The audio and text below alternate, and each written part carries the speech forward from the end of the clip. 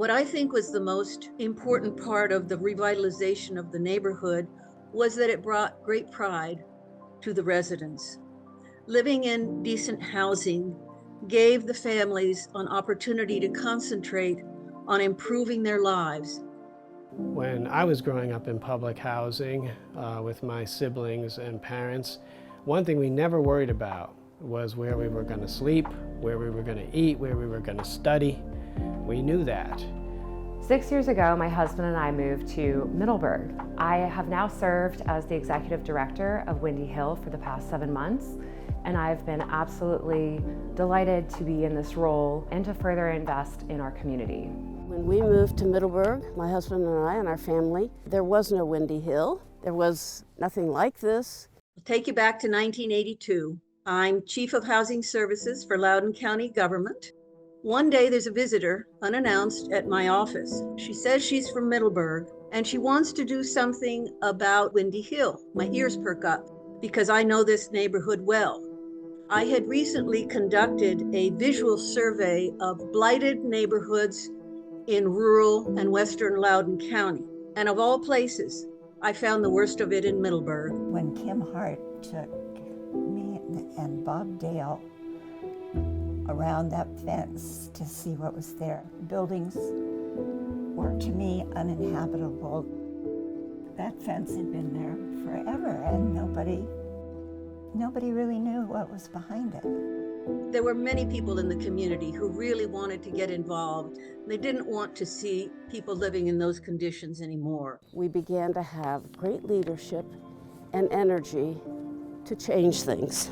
My thanks particularly go to Kim Hart. We would not have any of this. He is the one that got the apartment house, Washburn Place, and Virginia Lane, the Plains, and the larger ones in Brambleton. He had a wonderful board president, Joe Bowling. Together, they were the creative force that really got Windy Hill going. When I moved to Upperville, I looked around to see which nonprofits that my family and I would want to support, and we learned about Windy Hill and we heard the incredible story. And the more I learned about the organization, the more I learned that it's a very effective group using all the tools available to deliver affordable housing to people. Because when I give money or donate money, I want to know that it's having the desired effect. My name is Chris Patuski, and I am the treasurer for Windy Hill. For 25 years, my parents, my siblings, and I lived in a 1950s style HUD townhome project. The houses were much like the ones that Windy Hill supports for its residents. And so I've witnessed and experienced firsthand all that affordable housing can do for people. It reduces suffering, it gives people dignity and respect, and it creates a space where dreams that people have, both big and small, can happen. But most of all, I think it gives people and their families a place to go home to at night that is safe and is secure for them. That is what affordable housing did for me and for my family, and that's what Windy Hill Foundation does for more than 800 people every night. My name's Dwight Grant. I'm a board member of the Windy Hill Foundation. I work here in Middleburg as a barber/hairstylist, and we are in my shop right now. Think about this. How many steps away is homelessness from affordable housing? How closely are they related? My life experience has taught me that affordable housing is not so far away from homelessness, and that it's a first step towards a better future. And in my case, I grew up in affordable housing because my parents separated at an early age in my life. Without child support and limited resources, my mother raised her kids in affordable housing. So that's real to me. This community is easy pickings for people to make assumptions about what's actually happening here. So there's this scenario where people come here and they assume that Middleburg is just this wealthy, affluent area.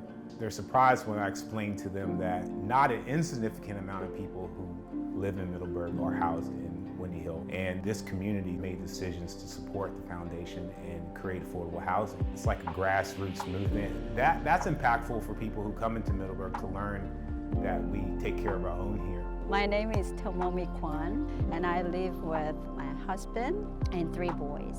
When we moved in here, we did not know anybody, but our neighbors, Lisa and Vicky, they came up to us and asked me if I need any help. When we moved here, we had a terminal ill daughter who was actually facing the death. And she died less than a month after we moved in. They came up to us and asked me if I need any help, and they asked me what was going on with our family. They actually brought dinners for our family and make sure my boys are doing all right. At that time, Christina, the general manager, she sent me a beautiful, huge flower right after my daughter's death, and with a lovely note that she cares and we are here to help you. And that actually touched my heart so much. I cannot forget how helpful and supportive they were, all of them. If you think of the needs that people have to both survive but also to have a good life, housing has to be at the top of it. You need housing, and you need safe and secure housing to build any of the other things that you want to do with your life. And so if you support affordable housing, you're supporting the basic foundation for a good life. 40 years ago, our founders recognized the need for modern, safe, affordable, decent housing. I now ask you to join us as we need to meet this critical need for the coming years ahead.